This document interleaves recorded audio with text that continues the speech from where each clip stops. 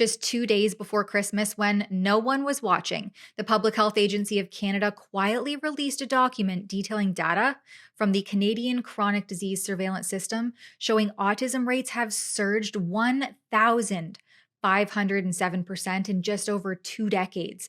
There wasn't a press release, there was no emergency briefing, and apparently there's no explanation. The agency admits it doesn't know why this is happening, but rest assured it has absolutely nothing to do with the staggering rise in pharmaceutical use over this same period. Nope, nothing at all. So let's dig in. Eye-opening data from our very own Public Health Agency of Canada. It's the same agency perfectly comfortable running behavioral science experiments on an unwitting public while quietly tracking and tracing just about everyone and everything under the sun. They dropped this data just 2 days before Christmas. It detailed autism rates from the Canadian Chronic Disease Surveillance System, and let me tell you, the numbers are staggering. It turns out that autism rates have exploded over the last 23 years with a massive 1,507% increase. For context, autism spectrum disorder, or ASD, affects things like social interaction, communication, and behavior, with severity ranging widely. That's why it's called a spectrum. Tracking these trends is absolutely important, but I think that figuring out why this is happening matters even more. You see, back in 2000 and 2001, autism prevalence among kids and youth was roughly 1 in 714, or about 0.14%.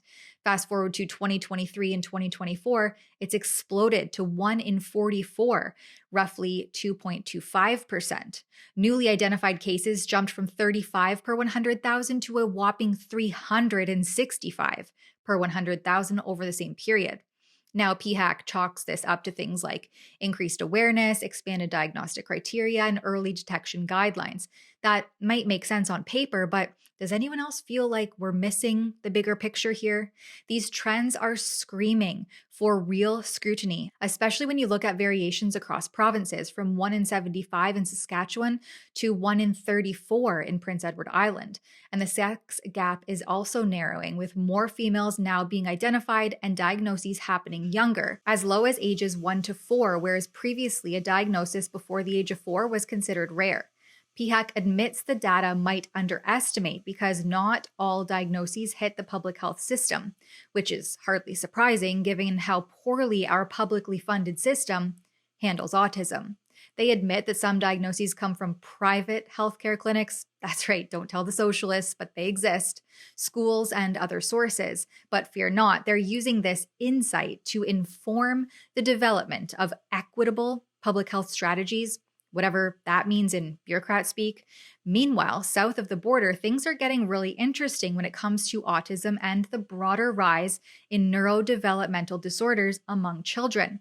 Because this isn't just a Canadian phenomenon. The number of children with developmental disabilities has been climbing worldwide over the last few decades. The United States, in particular, though, shows significant increases in the prevalence of most developmental disabilities, making it one of the countries at the forefront of this alarming trend.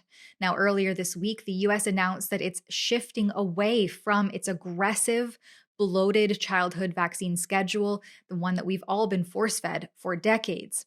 Under President Trump, and with RFK Jr. at the helm of HHS, they've implemented the largest rollback of routine childhood vaccination in U.S. history, slashing it down from 17 diseases to just 11. Because of the nature of multi-dose and combination shot series, this represents roughly 55 fewer doses for U.S. children. It seems appropriate timing that the one-size-fits-all approach that has coincided with skyrocketing neurodevelopmental issues be looked at, especially given the cross-national study out of Italy's National Research Council last fall, spanning developed countries across 3 continents. It found a significant association between early life vaccine intensity and national autism rates, with the number of vaccine types and doses given before 12 months showing exceptionally high correlations to autism prevalence, putting nations like Canada and the US with heavier schedules right at the top of the autism charts, while lighter schedule countries like Denmark and Norway sit much lower. This comes as debates over vaccines, viral infections, and autism are heating up like never before, fueled, I think, by the fallout of the sweeping COVID mandate era.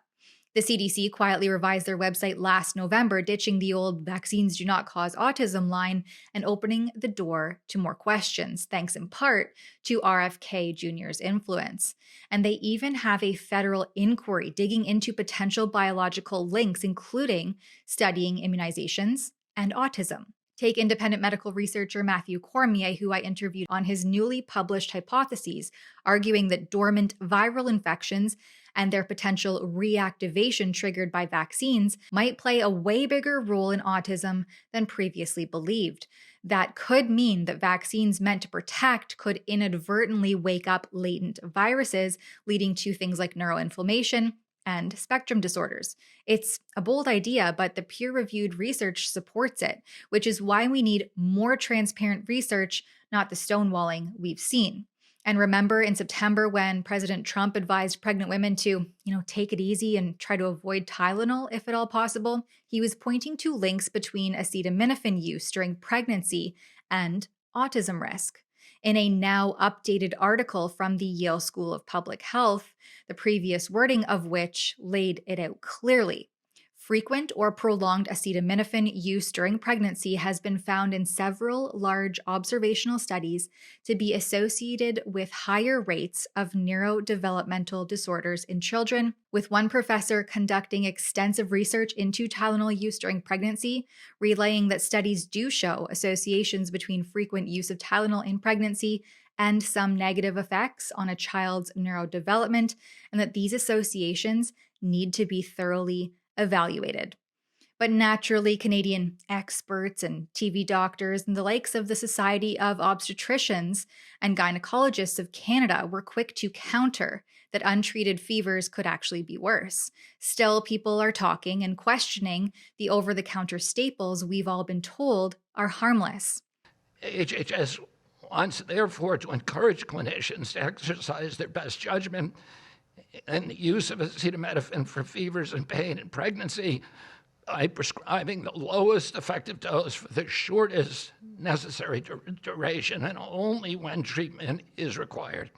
While the US is peeling back layers and rethinking the status quo, Canada seems more content on burying its proverbial head in the sand, stuck in a science is settled echo chamber.